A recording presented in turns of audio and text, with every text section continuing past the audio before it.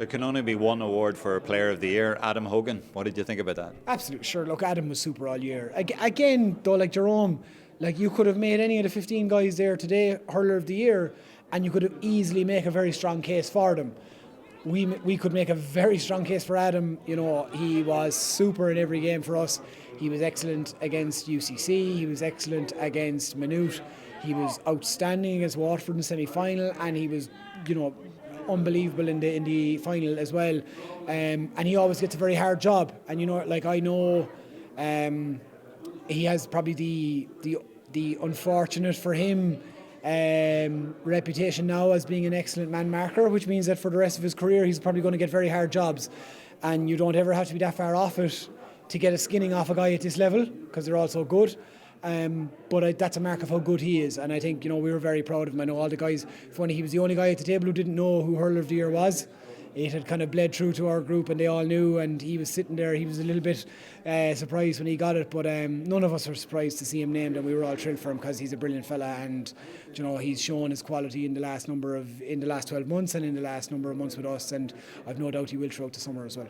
It sounds like you're taking the wider picture here, and you're happy that there's promotion of hurling at this level, and you realise how important it is. And football, and you know, I just have our games at this level, and I think it's massive. I think, you know, the club finals, the league finals have been such a roaring success to football this weekend just gone.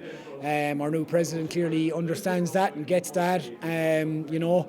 And the third level the same were such a roaring success this year, the Fitzgibbon, the Sigerson and the lower grades as well. And I think that's what it's all about, you know. It's about this thing being a broad church, and it's our church, you know. It's a church of many denominations and you know, and of inclusivity, but it's our thing, and it's the thing that we have to, I suppose, see the value in. Is, like you said, Jerome, it's a bigger picture. It's not just about who's going to win a Fitzgibbon, who's going to win a Sigerson. It's about, like, these guys going to third level, finding their place, you know, being accepted, having support structures, having something that helps them get their degree to go become big people in our world and in our country. And I think that sounds very highfalutin. I know that, but that is genuinely what I believe the message of third level colleges is, because it's not about the winning or the losing of it. It's about what this thing does for guys and how it helps them to become, and girls in the camogie and the ladies football. But you know, from my perspective, I'm working with the lads and that, like,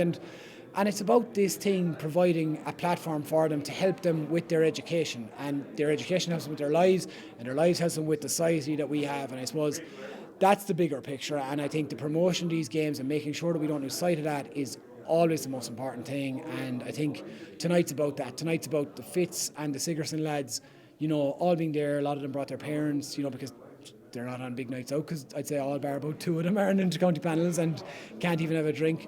It's never been about that. It's always been about them having a platform, and I think this has shown again how important that platform is for them. So, like, I'd be thrilled. You know, I think myself and Tommy Joe are probably making background noise in the last interview that was going on, but you know, the two of us are in the opposite ends of the country, but we share so much and we share what we think about these whole things. And I think that for me is the message of tonight. It's celebrate our athletes and our stars, and we know what they've put in, the hurling, the football, all of them, all the different colleges.